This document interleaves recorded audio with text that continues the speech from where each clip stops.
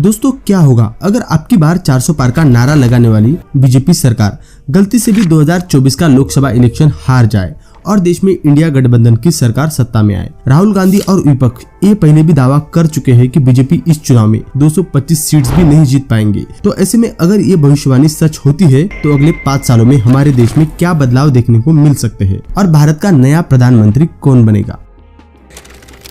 अब 150 पार नहीं बोल रहे हैं क्योंकि उनको मालूम पड़ गया है मुसलमानों को नहीं बांटेंगे। वैसे नरेंद्र मोदी की देश में पॉपुलैरिटी को देखकर ऐसा भी कहा जा रहा है कि वो तीसरी बार भारत के प्राइम मिनिस्टर बनेंगे।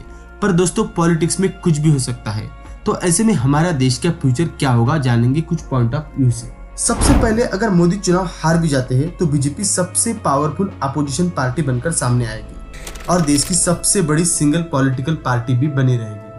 सबसे पहले धर्म की राजनीति। 2014 में मोदी सरकार के कार्यकाल में हिंदू और मुस्लिम मतभेद काफी हद तक बढ़ चुके हैं, जिसमें राम मंदिर, ज्ञानव्यापी मस्जिद या फिर मोदी सरकार के द्वारा लाए गए कानून जिसमें सीएए और एनआरसी, जिसका भारत की एक बड़ी कम्युनिटी ने खुलकर विरोध किया है। तो अगर मोदी सरकार ये चुनाव हार जाती है और जो कोई नई सरकार आएगी वो इस बड़ी कम्युनिटी को खुश करने के लिए सीएए और एनआरसी कानून खत्म भी कर सकती है और कई नए कानून पास भी कर सकती है जो इस धर्म के लोगों के फेवर में होंगे और धीरे धीरे लोग धर्म की राजनीति को भूल जाएंगे और उसकी जगह सरकार को अनएम्प्लॉयमेंट, एजुकेशन, हेल्थ और इंफ्रास्ट्रक्चर के बारे में सवाल करेंगे जैसा 2014 से पहले होता था। दूसरी बात, म्यूचुअल अंडरस्टैंडिंग की कमी। बीजेपी को सबसे ज्यादा एडवांटेज नरेंद्र मोदी जी के फेस से मिला है, जिस वजह से 2014 और 2019 दोनों बार बीजेपी ने बहुमत से जीत हासिल की है और मोदी जी एक ग्लोबल लीडर बनकर उभरे हैं।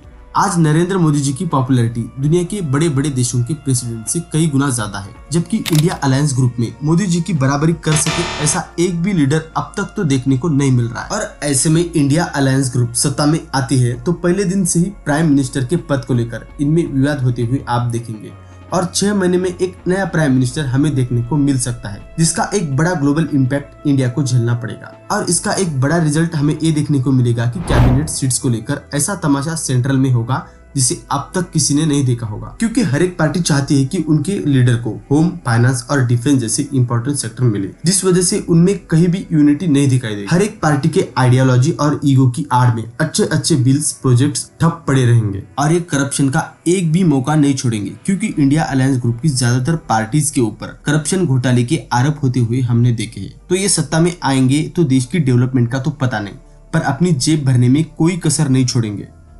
तीसरे नंबर पर है फार्मिंग सेक्टर। साल 2014 में नरेंद्र मोदी पहली बार इंडिया के प्राइम मिनिस्टर बने थे। तब उन्होंने किसानों से यह वादा किया था कि वह किसानों के उत्पादन को डबल करेंगे। पर दोस्तों आज हाल कुछ ऐसा है कि किसानों को एमएसपी के लिए सड़कों पर उतरना पड़ रहा है और वही दूसरी तरफ खाद और खेती के सामानों पर जीएसटी लगाई जा रही है, जिस वजह से खेती पर खर्च बढ़ रहा है और उत्पादन काफी कम हो चुका है और सही दाम न मिलने के कारण किसान अपनी जरूरतें भी पूरी नहीं कर पा रहे, जिस वजह से किसानों के सुसाइड के मामले भी बढ़ गए। 2023 के एक रिपोर्ट के मुताबिक हर रोज 30 किसान सुसाइड कर रहे हैं। ऐसे में अगर इंडिया गठबंधन की सरकार बनती है तो कांग्रेस ने अपने मैनिफेस्टो में यह वादा किया है कि वो एमएस के लिए गारंटी कानून लाएंगे और खेती जीएसटी मुक्त की जाएगी, जो किसानों के लिए एक अच्छा डिसीजन रहेगा। लेकिन ये वादे पूरे होंगे या नहीं ये तो सत्ता में आने के बाद ही पता चलेगा। इसके बाद डिफेंस सेक्टर। किसी भी कंट्री के लिए उसका डिफेंस सेक्टर काफी इंपॉर्टेंट होता है। सन 1962 में इंडो चाइना वॉर के दौरान भारत की हार हुई थी, तब से इंडिया ने अपने डिफेंस सेक्टर पर अच्छे से काम करना शुरू किया था। लेकिन 2014 से 2024 इन 10 सालों में इंडियन मिलिट्री, इंडियन नेवी और इंडियन एयरफोर्स इन सबको मोदी सरकार ने तेजी से प्रोग्रेस किया है।